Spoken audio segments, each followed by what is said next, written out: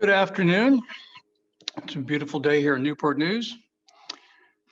Give you a little background on who I am. I'm a volunteer here at the museum. I've been volunteering here for about 15 years. I have a journalism degree from Auburn University.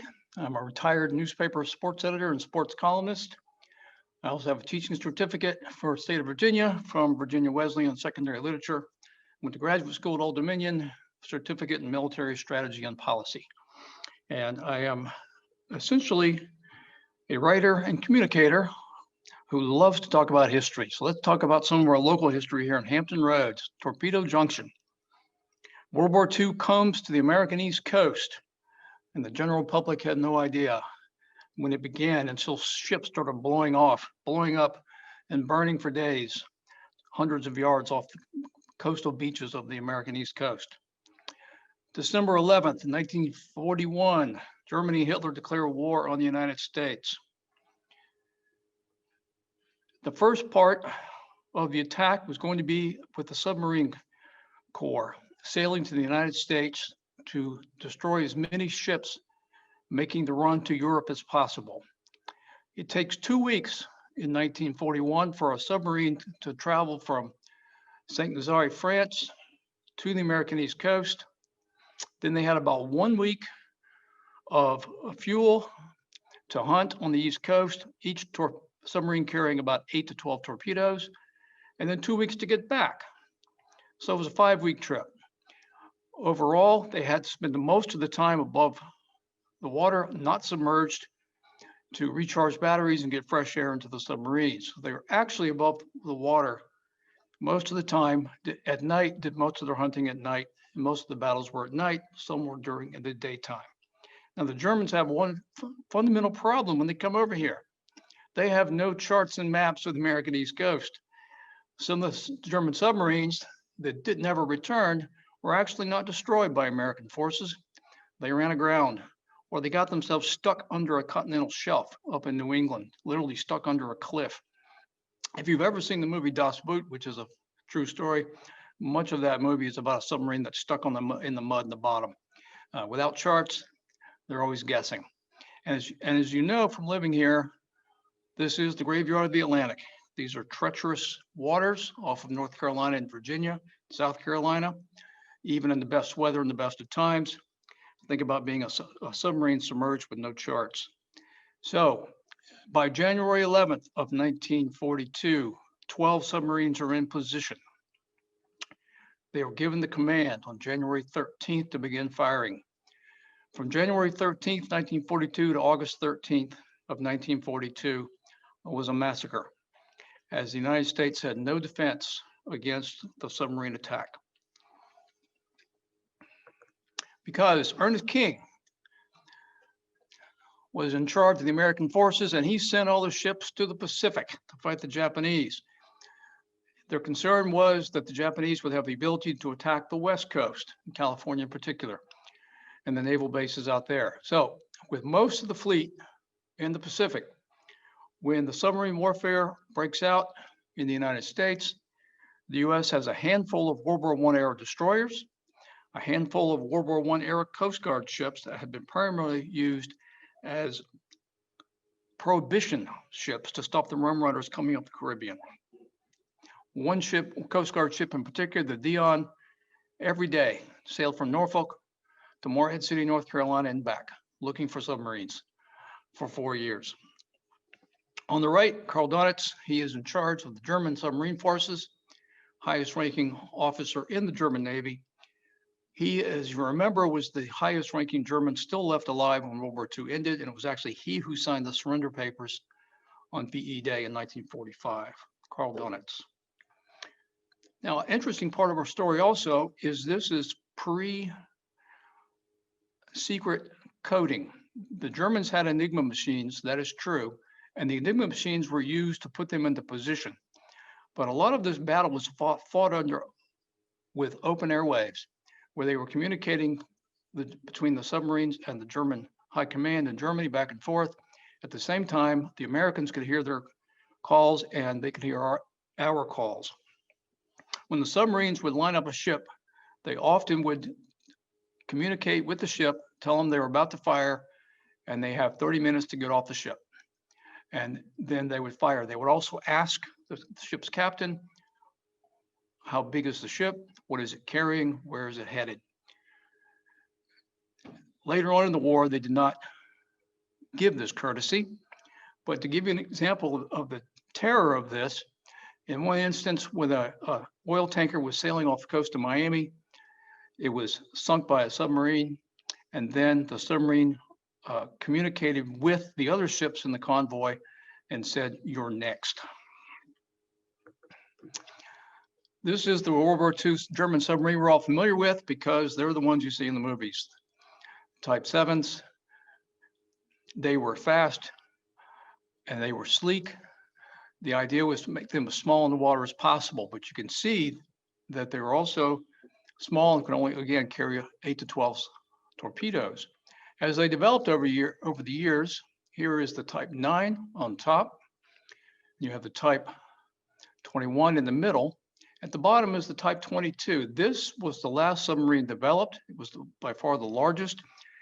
When the war ended, these were scuttled, but then they were brought back up from the ocean's bottom to be reused by the West German Navy as part of their NATO defense during the Cold War. So a handful of these Type 22s were still in operation until the late 1960s. Overall, submarine warfare was actually a suicide mission for the Germans. Submarine movies make for great war movies, but it was a horrible experience for the people on board. The Germans built approximately 1,200 submarines during World War II. The Allies sunk more than 1,100 of them. For the mariners on board, an 85% casualty rate. Very few of these people survived. But they had no problem on the American East Coast in 1942. Here are the torpedoes that they would fire. They got more advanced as they went along. By the end of the war, they did not leave a wake or a bubble trail, so you could not see them coming. And on the bottom left, you have the torpedo mine, which they would fire, and also on the right, bottom right, the mines which they would lay at harbor's entrance. The Chesapeake Bay was mined by a German submarine in broad daylight between the eastern shore, all the way between the eastern shore and Willoughby Spit. The United States also put anti-submarine nets from Fort Monroe to Willoughby Spit. There were, however, multiple oil tankers that were sunk because of these mines. The Germans changed the name of the German Imperial Navy to the Kriegsmarine, which is the War Navy, in 1935. Should have given the Allies a hint of what was to come. The fact that they put war in their actual name. These were recruiting posters that the Germans made. Late in the war, U701 was captured off the coast of Africa. And if you're ever in Chicago, you can actually visit this submarine and actually go inside of it. It's a great experience. I've been there. I actually get the feel for what it was like to be inside these submarines who carried between 40 and 80 sailors, depending on what time of the war it was. So obviously, the larger ones carried more. The German people themselves called them pig boats because they smelled so bad when they returned to port and would open that hatch after being out at sea for 5 weeks or more and having no bathing facilities. They were absolutely filthy machines with diesel engines. And if you believe the war movies, and they are historically accurate on this issue, they were constantly leaking oil. The United States, of course, has recruiting posters and propaganda posters also. The one on the left, Death on Subs, this actually depicts what's known as a destroyer escort, a DE. Destroyer escorts were, of course, built to escort destroyers, and destroyers themselves were, of course, escorting convoys. This particular recruiting poster tells the people working in the factories all around the U.S. that the Battle of Atlantic is a battle of time. The U-boat wolf packs won't wait to strike. Don't keep our wolfhounds waiting. Do your part, make your part on time. And on the right, sub-spotted, let them have it. This was the idea, catch them unawares and drop depth charges on them. The problem was catching them. We had, again, the United States had 4 or 5 destroyers and 4 or 5 Coast Guard escorts patrolling the entire East Coast. Admiral King's defense was, when they get in trouble, they send for the sons of bitches. And when Admiral King was asked by the government, what shall we tell the American people is going on off our coast? Admiral King said, don't tell them anything. When it's over, tell them who won. General Dwight Eisenhower had a different view. When Eisenhower was asked what the United States needed to do to win World War II, General Eisenhower's response was, shoot Ernest King. The convoys that were bringing oil and war materials to Great Britain to fight the war were being slaughtered along the American East Coast. Part of the reason was not only the ships in the Pacific, but also because the American government did not want the American people to know what was going on. So when the United States did sink a submarine, the American people were not told. There were no blackouts, there were no warnings, there were no indication that anything was going on off our coast. And for many areas on the coast, especially places like Virginia Beach and the entire east coast of Florida, the Gulf Coast of Florida, life went on as normal. And also in the Gulf, as these 7 months progressed, the Germans having such an easy time of it, sinking 400 ships off of Hatteras and the coast of Virginia, with more than 5,000 sailors killed during this 7-month period. They also ventured into the Gulf of Mexico, and as the oil tankers came out of Corpus Christi and Mississippi River and Mobile Bay, they were slaughtered in the Gulf also. All the way from Cape Cod, Massachusetts to Brownsville, Texas. There were bodies washing ashore, and there were ship debris washing ashore. I actually met a man just recently whose father was the captain of one of those oil tankers that were sunk with all hands lost in the Gulf of Mexico.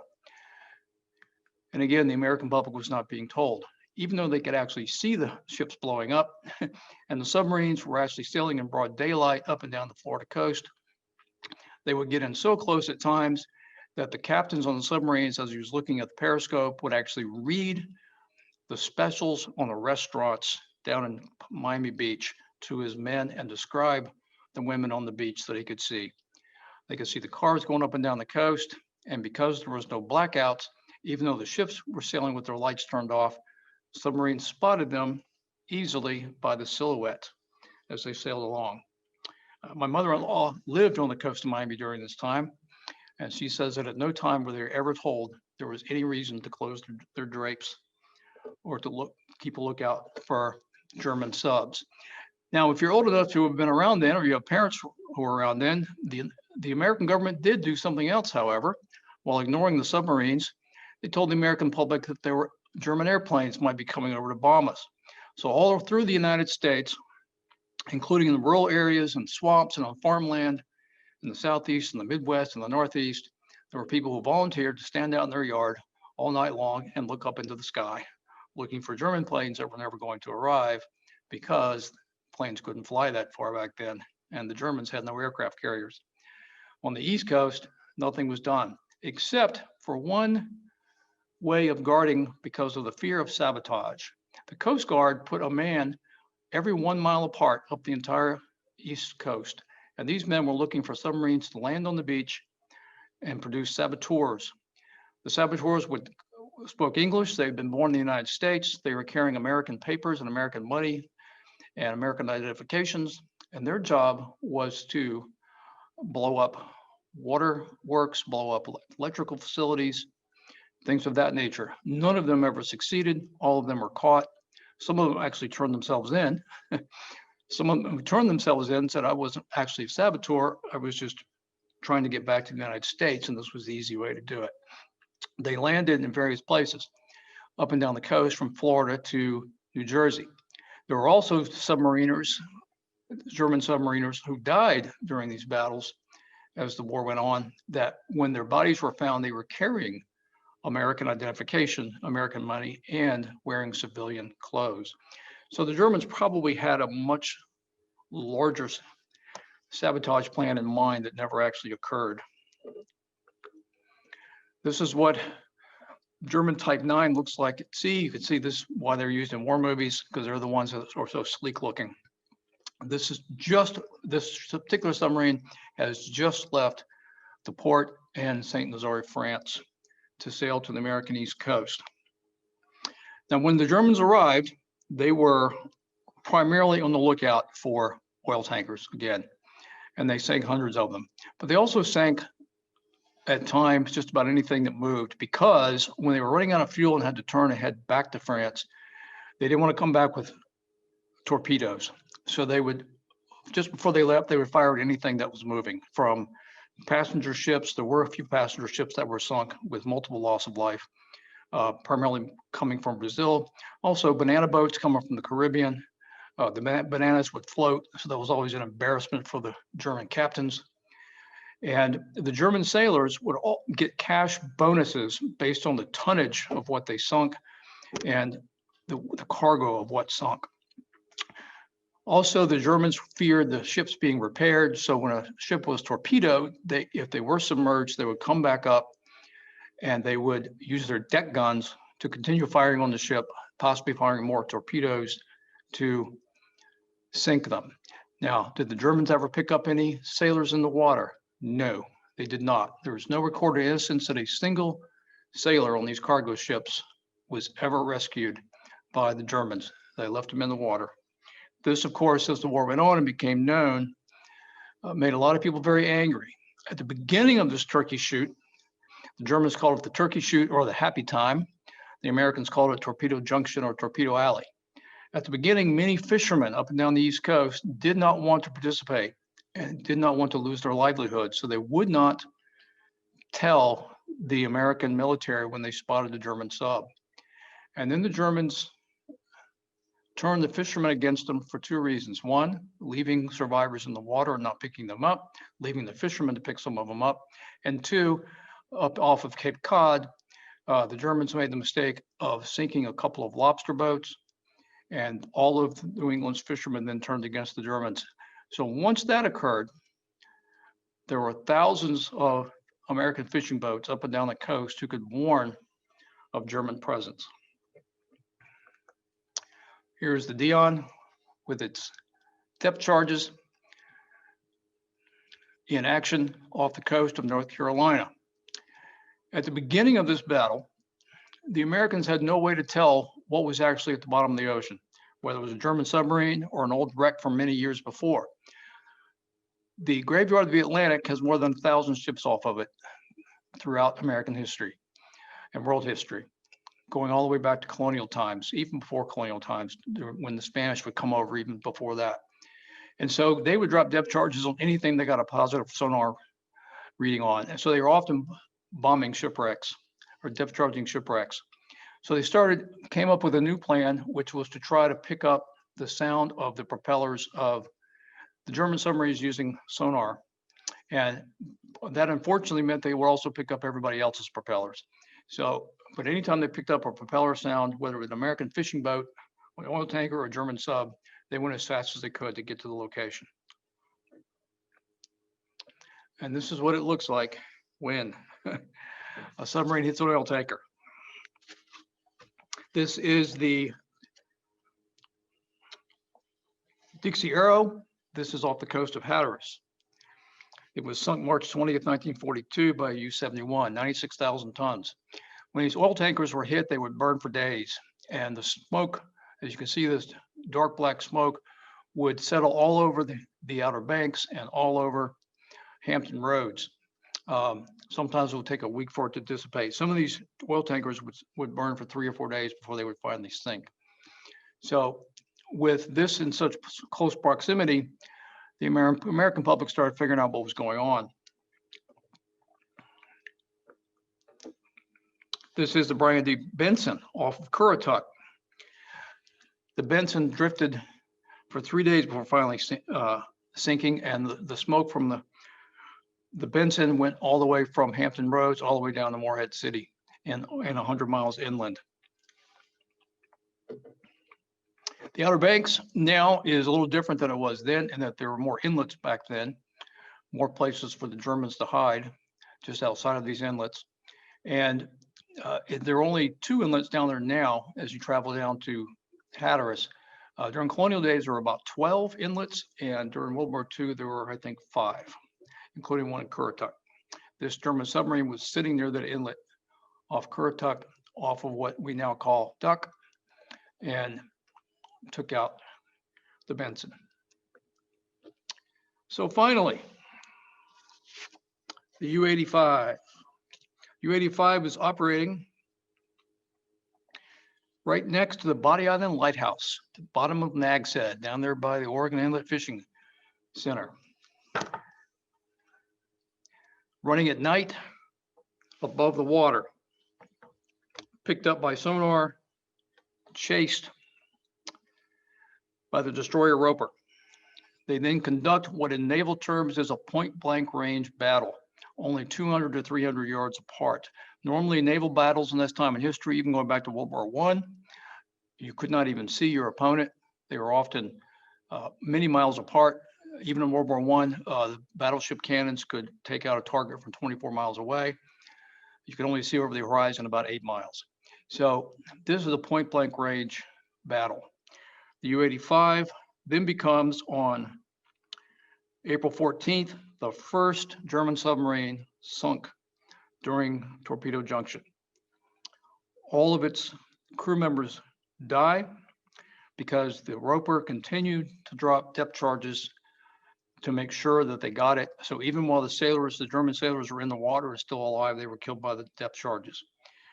The Roper left the scene. Roper was ordered by the U.S. Navy to go back to the scene, pick up any dead sailors they could find. They found 29 floating in the water, some of them also wearing civilian clothes and carrying American identification, which may have been why the U-85 was so close to shore. The bodies were taken to Naval Station in Norfolk, then transferred over to Langley.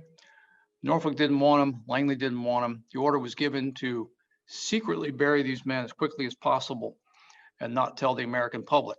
So this is the Hampton National Cemetery down there right off of the interstate, right there off 64, just before Fort Monroe. That cemetery became a national cemetery in 1862 during the Civil War after the Battle of the Peninsula. If you visited there, you know there were primarily Civil War dead in that cemetery. The U.S. government decided to put the German sailors there. So under cover of darkness in the middle of the night, these men are buried in Hampton. What you see here is American MPs actually being the pallbearers. The graves were dug and filled back in by German and Italian prisoners of war. Even though it was a secret, you can see some people did show up. You can see they're on the other side of the wall as spectators, but not many, just a few hundred. You can see the pallbearer in the back most certainly knows this is not a secret since he knows the camera's on him. And there was a Catholic ceremony and then a Protestant ceremony. They blew taps, did fire a 21-gun salute, and then pretended it never happened. The American government did not tell the world about this sinking until 1963. The reason for that was whenever the U.S. sank a submarine, they didn't want the Germans to know. They wanted the Germans to not know we had figured out a way to stop them. They wanted them to think they just got lost or sunk on their own accord, stuck in the mud, as I mentioned before. So it was kept a secret until 1963. Divers were then not given its exact location until about 2000, 2001. The escape hatch and the Enigma machine were recovered in the early 2000s. They are both now on display at Cape Hatteras at the Graveyard of the Atlantic Museum. If you were down there, I've been there, it's a wonderful place to go. As you approach Hatteras Village, instead of turning right to get on the ferry, you turn left to get to the Graveyard of the Atlantic. It's a wonderful museum that talks very much about this time period. The German government and the German military still honor these war dead to this day. Every year, a German delegation comes to Hampton and comes to the Hampton National Cemetery for a ceremony to honor these 29 German sailors who were buried here. This past year in 2020, this ceremony was canceled because of COVID. I suspect since April 14th is the official date, they will probably not, official date of the burying, they will probably not be coming back this year. The Germans who actually come as part of the ceremony actually are German soldiers that are stationed in the U.S. as part of NATO and other things. They don't actually come over from Germany, but they do come every year. They do not want the bodies returned to Germany because they died here. Here is what one of the sailors on the U-85 had actually, excuse me, this is from the 352. One of the sailors who was on the 352 actually painted what his submarine looks like at sea. So the next submarine we get, May 9th, 1942, the 352.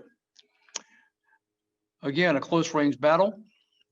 This submarine surrendered, the first submarine to surrender during World War II to the United States, just off the coast of Morehead City, North Carolina. This particular submarine was attacked by Coast Guard cutter Icarus. So this was the first American Coast Guard cutter to take out a German submarine. And the survivors were in the water. There were 32 of them who survived. About 18 died. They were picked up by the Icarus.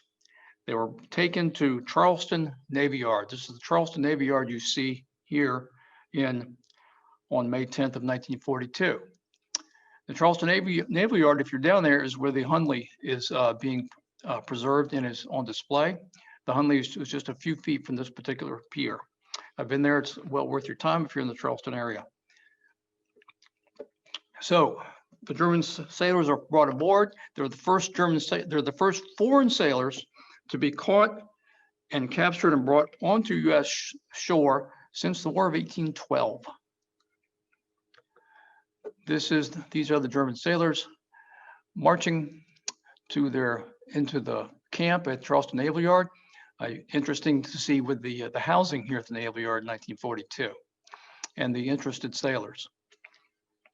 So they brought to Charleston, and this photo is of the second in command, Oscar Bernard. This particular photo, it makes me proud to be an American. I show this photo to the Navy on a regular basis when I'm making presentations on the naval bases.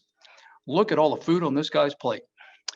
We've just captured this guy, and it looks like Thanksgiving dinner. Look at all that food. And of course, our prisoners in Germany and Japan were not being treated the same way. But you can see the respect shown here to a fellow sailor, even if it's an enemy combatant.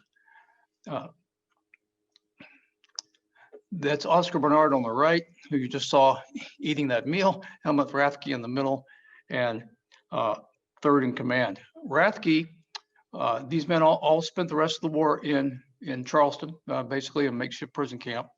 Rathke went back to Germany. He has been back to the United States a few times. I've actually talked to people who've met him here in the United States and a bit of functions he was at. And the people that I've talked to say that in their encounters with him, he died recently, but in their encounters with him, he was a completely unreconstructed Nazi and would actually sing Nazi fight songs in public places in the United States. He's quite a character. He did not give any information to the Allies during his time in prison. So the United States finally figures out the obvious way to stop a submarine, airplanes. So what we have here is A-29 out of Cherry Point, North Carolina. Flying out of Cherry Point up and down the coast, since these submarines had to be on the surface at least half of every day to recharge their batteries again and to get fresh air in. A submarine is a sitting duck for an airplane. So this is what finally slowed everything down. In July of 1942, one of these A-29s comes upon the U701 in broad daylight. The U701 had just mined Chesapeake Bay and the entrance into the U.S. Naval Base. So as he's headed back down south, he's spotted just off of what's now Avon, North Carolina, down there on Hatteras Island, if you've been there. The U701 is in only about 110 feet of water, and it's only about a mile out. And it's one of the submarine graveyards that you can dive on. So Lieutenant Kane in A-29 comes at the submarine only 25 feet above the surface of the water, and from 25 feet above drops 3 depth charges on top of the sub. 2 of them are direct hits, and that is the end of the 701. Interestingly enough, as a side note, I grew up with one of General George Patton's tank commanders as my across the street neighbor, and he used to say the same thing about tanks: no defense against an airplane. He said in World War II, every time a German airplane arrived, they got out of the tanks and went and dove into a ditch. Submarine has even less defense than that. So here's the 701. The United States wants to find these survivors. We have blimps and seaplanes going out to find survivors and marking their location. You can see very small, we have a U.S. Army Air Corps seaplane picking up survivors. There were 7 survivors of this particular sinking. There were actually 17 when the boat went down, but 10 of them died in the lifeboats from their wounds. So here's the rescue operation, the 701 off of Avon.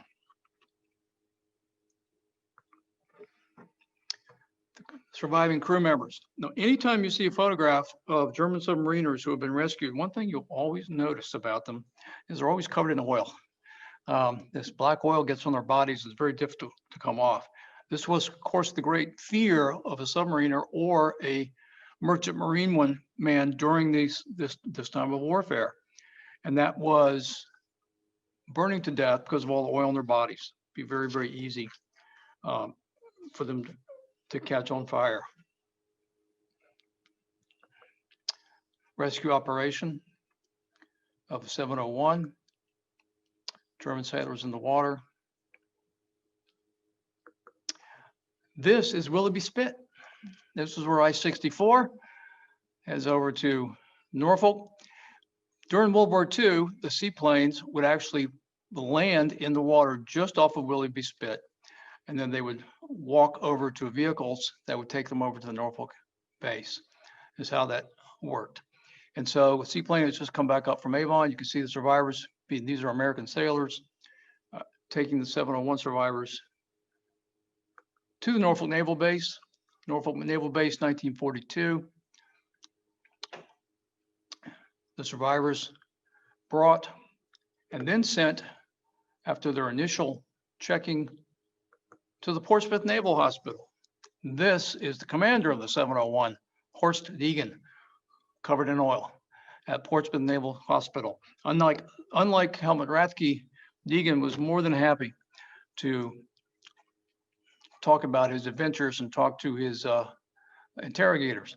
One of the interesting things about our story is that so many of the German sailors spoke English because they were born in the United States, that every time we captured German sailors during this time of submarine warfare, there were English speakers on board.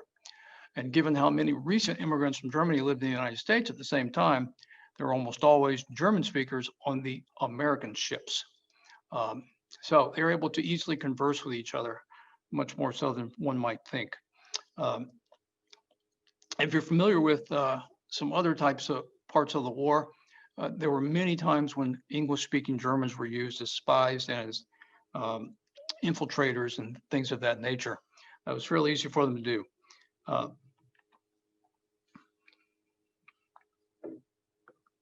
So, oil tankers, again, are the primary target. Because they're in communication with the home base at all times, they would often tell their commanders what they had done and what they'd been up to. There was one particular captain, Johann Mohr. Johann Mohr would write poetry and send poetry back to Karl Donitz directly. Mohr was the captain of the U-124. So after sinking an American tanker off of Hatteras, Captain Mohr sends this poem to Karl Donitz. The new moon night is black as ink, off Hatteras the tankers sink, while sadly Roosevelt counts the score, some 50,000 tons sunk by Mohr. So when they would return to Germany, again, they were given a hero's welcome, cash bonuses. They were always surprised when talking to our sailors when they were captured that our sailors did not get cash bonuses. As recently as the American Civil War, they did. It was known as the International Law of Prize. And that is when you sunk an enemy combatant, you actually paid for the worth of the ship that you had sunk. And that could mean an enormous amount of money. And there were, even during the American Civil War, this was practiced. As a matter of fact, years after the war, there was actually a court case to argue the law of prize about the Battle of Hampton Roads, the Monitor versus the Merrimack. Both sides were still arguing law of prize because both sides claimed that they won the battle. Of course, historians say it was a draw. The Germans, again, were paid. The Americans were not. We were shocked by them. So again, the Germans would actually contact the American ships sometimes before, sometimes after they hit them with a torpedo and said, "Who are you? What are you carrying? What is the tonnage of your ship?" They kept detailed records. One of the reasons we know as much as we do about World War II submarine warfare, it is the German practice to keep detailed records, something they've been practicing since the 1600s. It was actually the Germans who actually invented the entire idea of getting a PhD and writing a thesis and having multiple sources to prove your thesis. Copious record keepers. And so, as I said, there were only a handful of survivors. Only about 15% of the captains who ever went out to sea survived because of the ability, once the Enigma machines were captured and also airplanes were used in defense. The British came up with another brilliant idea, and they actually sank a German sub using this system. The Americans only sank 3 German subs during this 7-month total, and from January to August. But overall, as the war continued, a total of 7 were sunk off of Hatteras and coastal Virginia. As I mentioned, that's of 1,100 that were sunk worldwide. So it isn't many in the greater scheme of things, but it did protect the US coastline finally. What the British would do is they would disguise a fishing trawler and disguise the weapons on board and put naval personnel on board. The Germans made it a practice to surface to get fresh fish from the fishing trawlers to feed the crew. Sometimes they would actually pay for this fish. Sometimes they would give them an IOU, and sometimes they would just steal it. So the British started using these fishing trawlers as actually camouflaged warships. And one of those British trawlers down off the coast of Hatteras actually sank a German submarine, and another was actually sunk by the Germans. If you are in Ocracoke, there is a graveyard of British sailors there in downtown Ocracoke who died down there and whose bodies washed ashore. That's memorialized, and the British also still return each year to the United States to honor those war dead. So this was a great trick that was highly effective in the North Atlantic and the North Sea. And also the United States finally agreed, after 7 months of ships being sunk, to go to the convoy system. And when the convoys were then guarded by destroyers and by American submarines. So of the 7 that were sunk, finally 3 of them were by aircraft. One, as I mentioned, was by the Roper. One of them, as I mentioned, was by the Icarus. And one was by the British fishing trawler, the Tigre. We have another oil tanker that's been hit. That is Hampton behind you in that photograph. This is at the entrance to the Chesapeake Bay from the mining that the 701 had done. This is the Tuttle.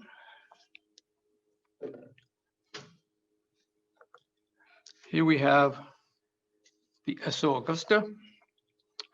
Most of these oil tankers are actually coming from Venezuela, primarily. Some also were coming from Texas and Louisiana, going through the Gulf, coming to around the Florida Straits and up.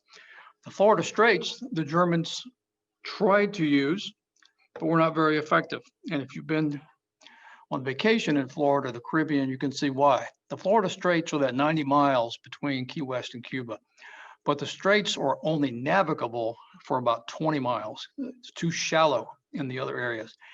And as you know, the water down there looks like bath water. So a submarine trying to sneak through those 20-mile wide corridor to get in the Gulf of Mexico can actually be seen from the air easily. So they would zigzag back and forth to keep from getting hit, and the destroyers would zigzag back and forth above them, trying to capture them.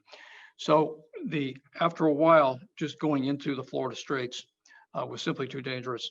I've been diving in the Caribbean over shipwrecks, and a ship that's 100 feet down looks like it's 5 feet away from you. It's just amazing because the water down there is so clear. That being said, the German submarines were still occasionally sinking an oil tanker coming out of the Mississippi River all the way into 1944. Here's the Kingston.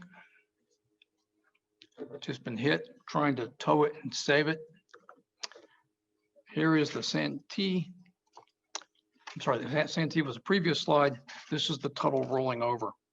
The Tuttle rolled over after it was hit by the torpedo, only a couple hundred yards off of Virginia Beach in full sight of the tourist.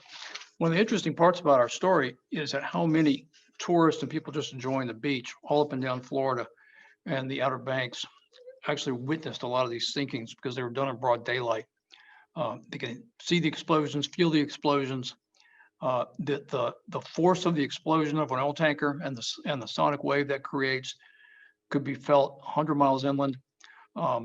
Millions of birds would be disrupted by these explosions and would take flight from the sounds and the swamps of the Outer Banks, which made quite a sight in and of itself. And so it was something that, again, although the American public was not being told officially what was going on, many people could actually see it.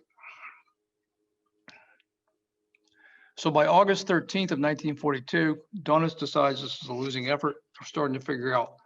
So he stops sending the wolf packs over.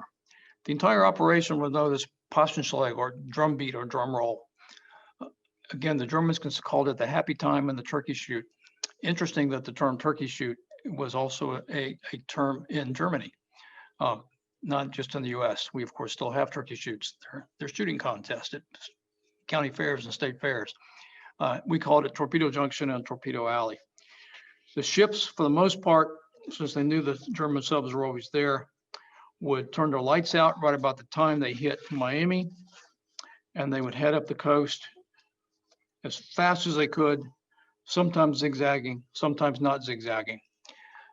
If you are familiar with the East Coast of the United States, between Miami and St. Augustine, there's no port that's safe, especially for a large ship to go into. And then once it gets above Charleston, there's really nowhere in the Outer Banks that a ship can go into port safely, especially, again, something as large as an oil tanker. So in 1942, from Charleston until you turn right and head to England, about the time you get to Cape Cod, the only ports of safety between Charleston and that is Hampton Roads. So you had to make it from Charleston to Hampton Roads. And this, again, was where most of the shooting was occurring. Again, about 400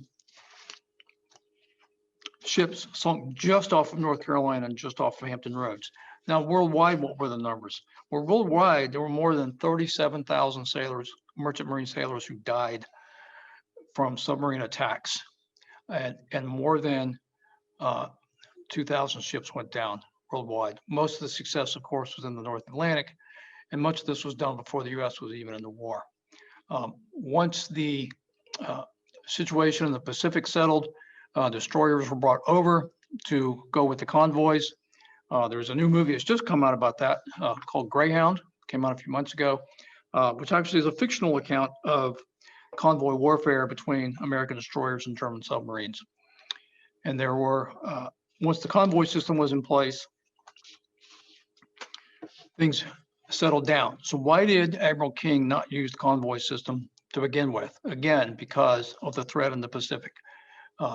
He had just a handful, total of about 7 World War I era ships, Coast Guard ships and destroyers defending the entire East Coast, because that was considered a higher priority. And part of this is something that we may not always think about. And that is that the Germans never built an aircraft carrier. Hitler didn't believe in aircraft carriers. He believed in submarine warfare and battleships. So without aircraft carriers to worry about, he was planning on, the U.S. was not willing to defend the East Coast because the Japanese, of course, had aircraft carriers, and about 12 of them when the war started. And the Germans put all of their hopes into the submarine warfare. And the hope was that we would destroy so much, they would destroy so much oil and so much war material that England would have to surrender because they could not keep their war machines functioning without the oil and the war material. So it was a calculated risk in which a lot of people, unfortunately, died during this calculated risk. King defended it all through the war and all through for the years after the war.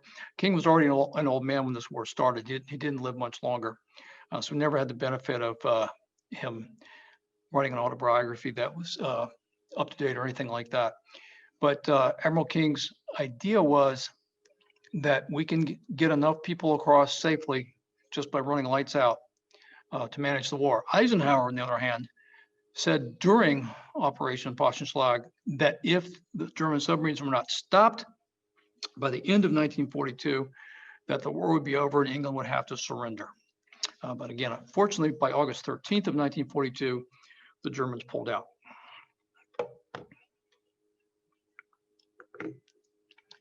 Here again, oil tankers burning off Chesapeake. It's the Dixie Arrow and the Santee. Dixie Arrow at the bottom, Santee on the top. This is right there in Chesapeake Bay, just off of Willoughby Spit, just off of where I-64 crosses near Fort Monroe.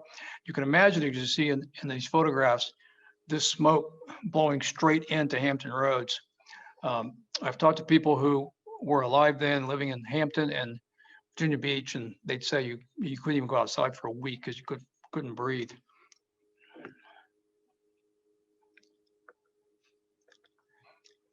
So, do we have any questions?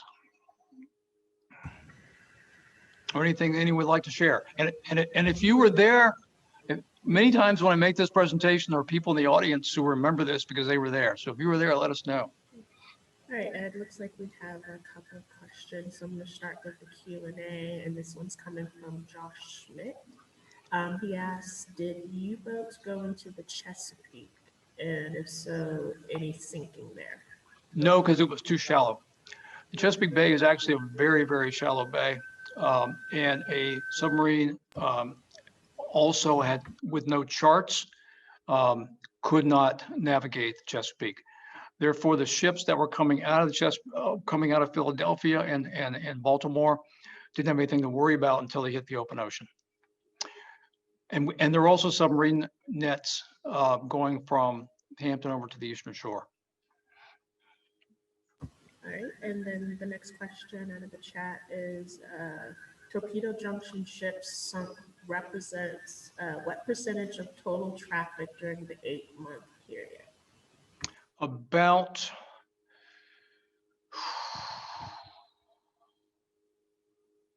5%, but that would be overall total. For the oil tankers, it was more like 10% to 15%. For the banana boats, it was occasional. The reason I brought up the banana boats because it was somewhat comical, because sometimes the Germans would, because they were embarrassed, they would tell Admiral Donitz that they had sunk something differently than what they had sunk. But because bananas actually float in the open ocean, there was always the evidence of them lying. So there were probably no more than 10 banana boats, but there were hundreds of oil tankers. Most of them were not U.S. based or U.S. flagged, and most of them did not have American crews on them.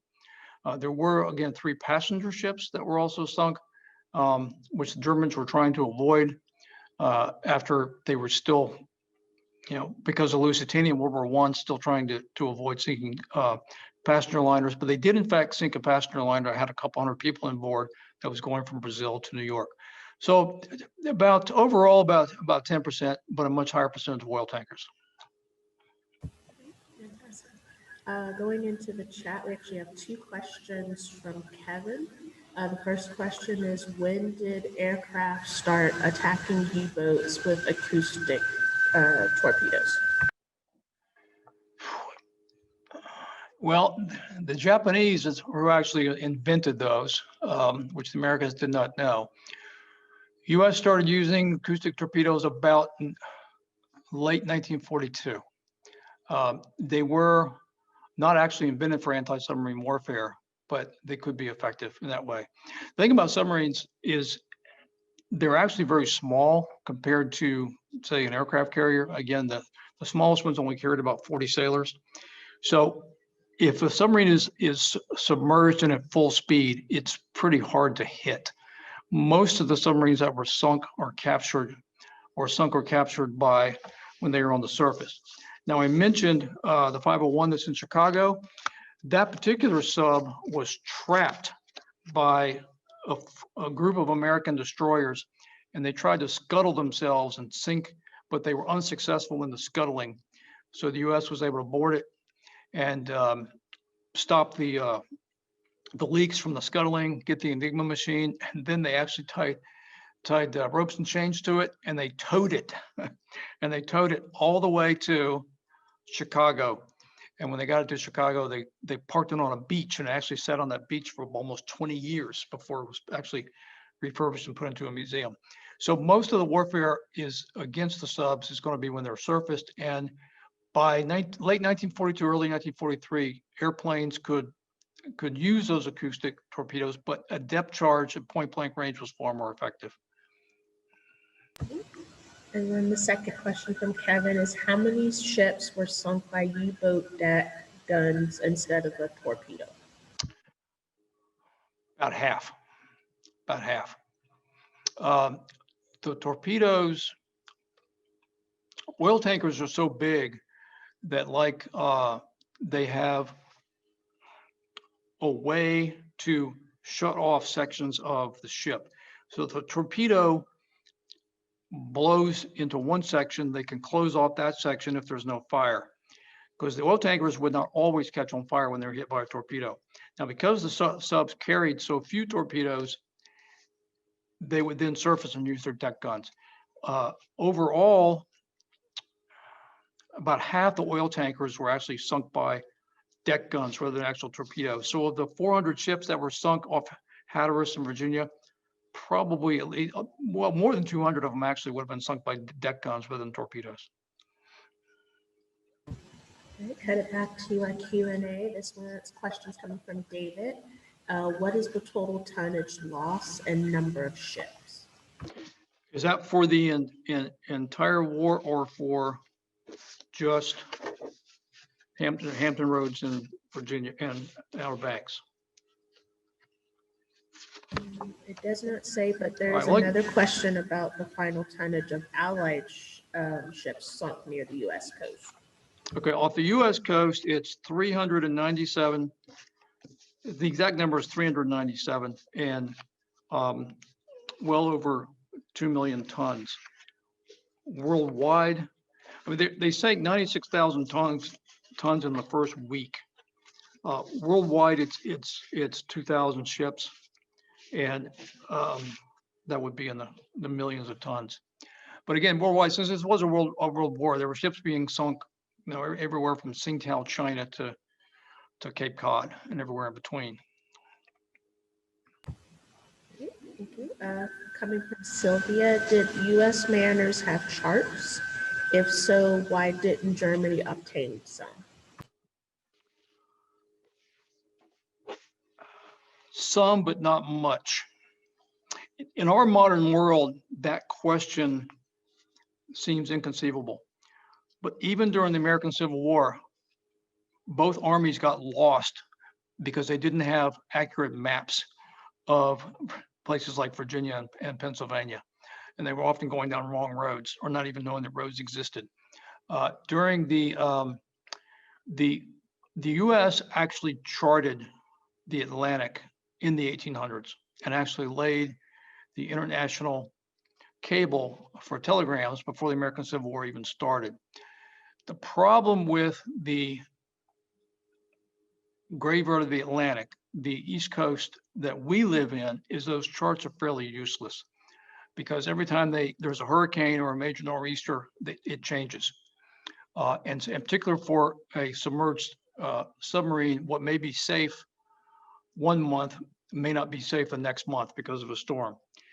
Also, the Germans, when they sank ships, did not hang around to get things off of the ships. So whereas the captain of a ship would have charts in the chart house and on the bridge, the Germans really had no way when a ship was sinking to actually get off a submarine and go get the charts off of it. It's the kind of thing you would see in a movie, but wouldn't happen in real life. There were a handful of occasions when a German sailor did leave the submarine and go onto a ship to actually further enable the sinking of it by putting explosives to help scuttle it. But the captains also, when the ship was sinking, it is policy that when a ship is sinking, the captain takes the charts with him. So when the captain dies, when the ship goes down, the charts go with him, and the charts go to the bottom of the ocean with him. Many, I didn't talk much about the loss of life, and there isn't time in a presentation of this length to go into a lot of details. But many of the captains of these oil tankers saved their lives or their crew by turning their ships into the wind, so that as the wind blew the fire, the crew had a chance to jump off the ship into the water. And then the captain would be engulfed by the flames. He essentially was committing a suicidal act to save his crew. And so the opportunity in a situation like that, where even if the captain is not engulfed in flames, he's going to have his charts on his person. There really was no opportunity for the Germans to get on board. Looks like we have time for one more question, and this one comes from April. Did any other subs have the rubber coating like the U701? Have a what? Rubber coating. No, they wouldn't have had. The Germans were short on rubber the entire war. It was a major problem for them. They actually had to invent an artificial rubber or a synthesized rubber for their vehicles.